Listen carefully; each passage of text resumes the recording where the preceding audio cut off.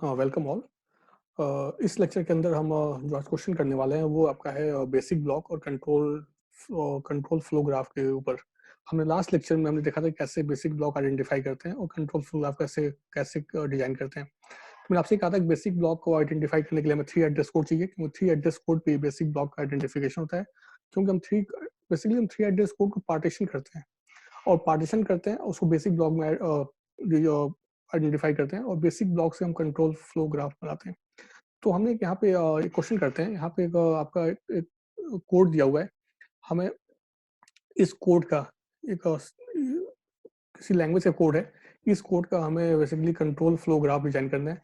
तो control flow graph को design करने के लिए हमें क्या चाहिए? हमें चाहिए बेसिक ब्लॉक।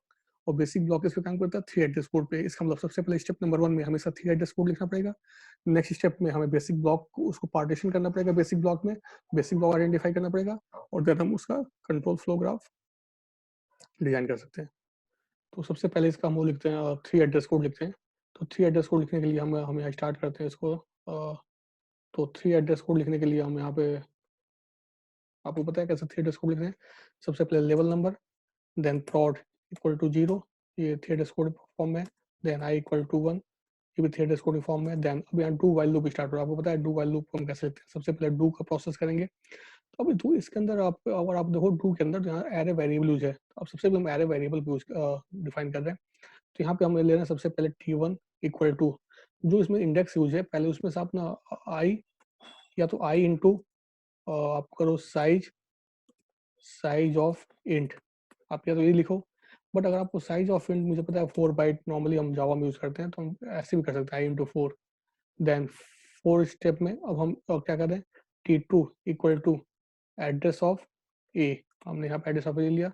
देन 5th में अब हम इसको बना रहे हैं, पूरे एरे क्रिएट कर रहे हैं। T3 इक्वल टू, तो T2 and bracket square bracket के अंदर T1।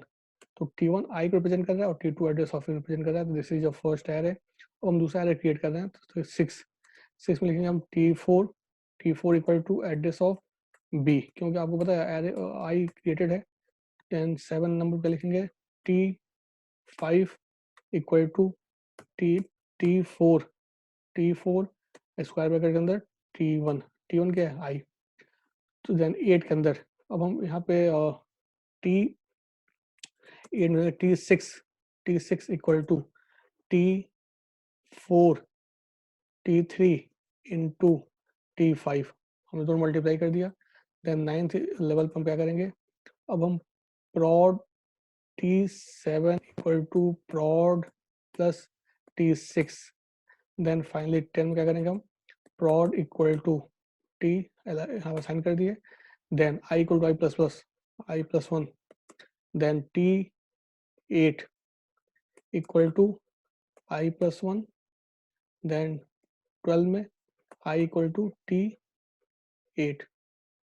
देन 13 क्या लिखेंगे हम? 13 में अब आपका if condition, if I less than 10, then go to, else go to, and this is a exit. अब अभी बताओ, अगर ये ट्रू होता है, अगर I लेस देन 10 होता है, तो हम किस स्टेटमेंट मूव करेंगे? हम जाएंगे जहाँ पे डू स्टार्ट हो रहा है। डू कहाँ स्टार्ट हो रहा है आपका? तो डू आपका, अगर आप सही रहोगे, डू आपका स्टार्ट हो रहा है एरे क्रिएट होने के बाद। तो अगर हम एरे क्रिएट होने के बाद देखें, तो डू स्टार्ट को हम कर सकते हैं, और डू स्टार्ट हो रहा है आपका थर्ड स्टेप या अब खुद देखो। अब क्या सोचो, यहाँ पे हम इसको कहाँ बैक करेंगे? तो हम यहाँ बैक करें तो अगर ऊपर आपको डिक्लेयर होता, अगर तो डिक्लेयर स्टेटमेंट का, तो इसको कहाँ बैक करेंगे? तो इसको करेंगे 3 पे। अगर फॉल्स होता है तो हम कहाँ जाएंगे? This is 15। तो दिस इज 3 एड्रेस कोड। अब 3 एड्रेस कोड पे हमें कंट्रोल फ्लो ग्राफ चाहिए। कंट्रोल फ्लो ग्राफ के लिए हमें बेसिक ब्लॉक चाहिए। तो अब हम बेसिक ब्लॉक आइडेंटिफाई कर रहे हैं। हमने लास्ट टाइम 3 रूल पढ़े थे बेसिक ब्लॉक को आइडेंटिफाई करने के लिए। रूल नंबर 1 आपसे कहता है कि जो आपका लीडर है, जो लीडर्स आइडेंटिफाई करेंगे, तो जो आपका सबसे जो पहला स्टेटमेंट है, जिस स्टेटमेंट से आपका first statement will always leader, तो दिस इज लीडर नंबर 1। हमने सबसे पहले इसको लीडर नंबर 1 कह दिया। देन दूसरा जो रूल था, ये कहता है कि जो भी आपके कंडीशनल अनकंडीशनल जो टारगेट है, तो वो जो टारगेट स्टेटमेंट है वो आपके लीडर होंगे। तो अब देखो यहाँ पे दो ही से दो गो टू है, go to 15 and go to 3। तो 3 विल बी लीडर, तो दिस इज अ लीडर 2। तो टारगेट स्टेट गो टू जिस स्टेटमेंट को टारगेट कर रहा है वो स्टेटमेंट आपका लीडर होगा, and this is unconditional go to, इसका मतलब 15 आपका एक लीडर हो गया, तो दिस इज लीडर 3। अब रूल नंबर 3 कहता है हम जितने गो टू हैं, गो टू में जो भी आपका टारगेट नंबर है, टारगेट लेवल नंबर है, वो लेवल नंबर आप लीडर बनेंगे, दिस इज रूल नंबर 2। अब इसके बाद रूल नंबर 3 कह रहा है कि अब इसमें जो गो टू स्टेटमेंट है उससे जस्ट नीचे जो स्टेटमेंट है वो आपका लीडर बनेगा। तो इस गो टू नीचे ये लीडर है, इस गो टू का नीचे ये होगा, तो दिस इज लीडर नंबर 4। तो इसका मतलब यहाँ पे 4 लीडर्स हैं। तो अब इसके बाद लीडर्स आइडेंटिफाई किया हमने। अब लीडर्स आइडेंटिफाई करने के बाद हम यहाँ पे करते हैं इसकी पार्टीशनिंग करते हैं। अब हम इसको बेसिक ब्लॉक बनाते हैं। बेसिक ब्लॉक कैसे बनाते हैं, तो हमें कहा था कि आप पहले लीडर से चलना स्टार्ट करो, दूसरे लीडर से पहले जितने स्टेटमेंट्स होंगे वो आपके पहला बेसिक ब्लॉक होगा। अब मैं इसको बेसिक ब्लॉक में पार्टीशन कर रहा हूँ। तो मैं अगर इस लीडर से चलना स्टार्ट करूँ तो आपको पता है दूसरे लीडर से पहले 1 तक ये हो जाएगा पहला बेसिक ब्लॉक। देन अगर मैं इससे चलना स्टार्ट करूँ L2 से, तो आपको अगर देखो तो आप यहाँ पे आप जाओगे, and this is your second basic block, and next third basic block. तो आप this is your third basic block, and this is your fourth basic block. फिलहाल दिस इज योर ब्लैंक है तो इसको यूज नहीं कर रहे हैं। तो this is your first basic block, तो हम इसका नाम दे दिया B1।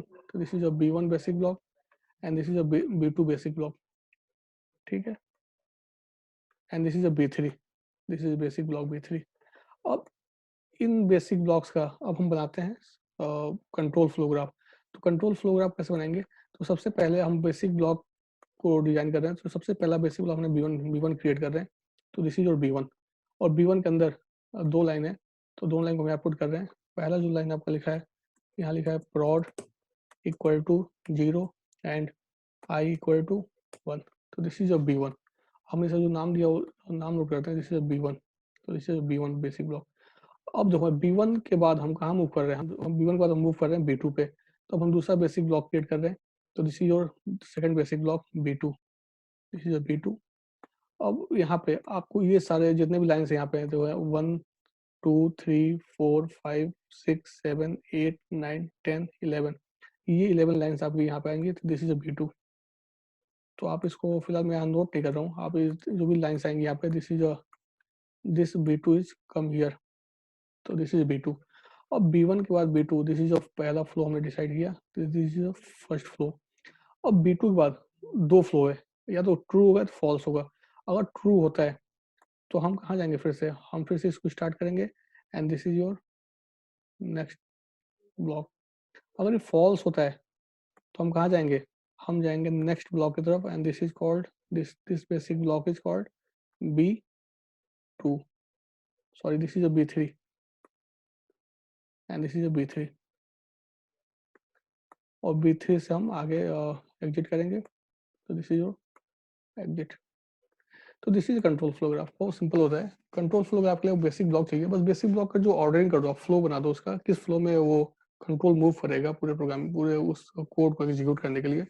तो वो बेसिक ब्लॉक की प्रॉपर्टी होती है, बेसिक ब्लॉक के अंदर कोई जंप या कोई ब्रांचिंग या कोई हॉल्ट नहीं होता है। बेसिक ब्लॉक का सीक्वेंशियल एग्जीक्यूशन होता है। आपको देखो यहाँ पे अगर ये 2 लाइन है तो इसमें कोई जंप स्टेटमेंट, prod 0 होगा, ये 1 इनिशियलाइज होगा।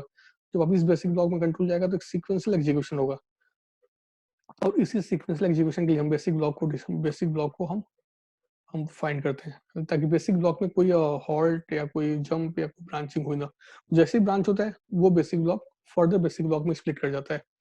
तो फिलहाल दिस इज जस्ट क्वेश्चन कि हमें अगर ऐसे क्वेश्चन आते हैं तो हम इसको कैसे अटेम्प्ट करेंगे। तो यहाँ पे कोड दिया हुआ था, कोड से आपको सबसे पहले हमने 3 एड्रेस कोड लिखा, फिर हमने इसकी पार्टीशनिंग की, लीडर आइडेंटिफाई किया, फिर हमने बेसिक ब्लॉक आइडेंटिफाई किया, और फिर बेसिक ब्लॉक का हमने फ्लो डिसाइड करके उसको शो कर दिया। तो this is your complete question. तो आप इसे खुद एक बार करो, वीडियो पॉज करो और आप एक बार खुद अपने आप ट्राई करो, और फिर आप चेक करो कि आप कितना सही कर पा रहे हो। फिर अब इस वीडियो में यहाँ बंद कर दें। नेक्स्ट वीडियो में हम क्वेश्चन और करेंगे, लेकिन वो क्वेश्चन होगा आपके डैग के कंस्ट्रक्शन बेस पे। हम अगर मान लीजिए अगर आपसे कहे कि हमें इसे ऑप्टिमाइज करना है, तो ठीक है, हमने इसका बेसिक ब्लॉक तो ड्रॉ कर दिया, बेसिक ब्लॉक हमने कंट्रोल फ्लो भी ड्रॉ कर दिया, हम इसका एक डैग बनाते हैं, डैग से ही हम कोड ऑप्टिमाइज करते हैं। तो बेसिक ब्लॉक ठीक है कंट्रोल फ्लो के लिए, लेकिन अगर आपको इस कोड को ऑप्टिमाइज करना है, मैं आपको सपोज हमें ऑप्टिमाइज कोड लिखना है, तो इस कोड को ऑप्टिमाइज़ करने के लिए हम एक याद है हमने जो कोड ऑप्टिमाइज़ेशन में एक टेक्निक पढ़ी थी हमने कॉमन सब एक्सप्रेशन एलिमिनेशन। तो कॉमन सब एक्सप्रेशन एलिमिनेशन के लिए हम डैग यूज़ करते हैं और कॉमन सब एक्सप्रेशन एलिमिनेशन एक मोस्टली फ्रीक्वेंट एक टेक्निक है जो हमेशा एप्लीकेबल होती है और हमेशा कोड आपका ऑप्टिमाइज़ होता ही होता है। तो नेक्स्ट क्लास में क्वेश्चन करते हैं हम डैग के कंस्ट्रक्शन पे और फिर डैग का कंस्ट्रक्शन कैसे करते हैं। अब तक हमने जो डैग कंस्ट्रक्शन किया था वो एक स्मॉल क्वेश्चंस पे किया था जहाँ 3-4 लाइन थी। एक पूरा अगर प्रोग्राम दिया है, एक पूरा कोड दिया है, तो उसका डैग कैसे बनाएँगे हम इसको देखेंगे नेक्स्ट लेक्चर में। फिलहाल आप इस लेक्चर को बंद कर दें।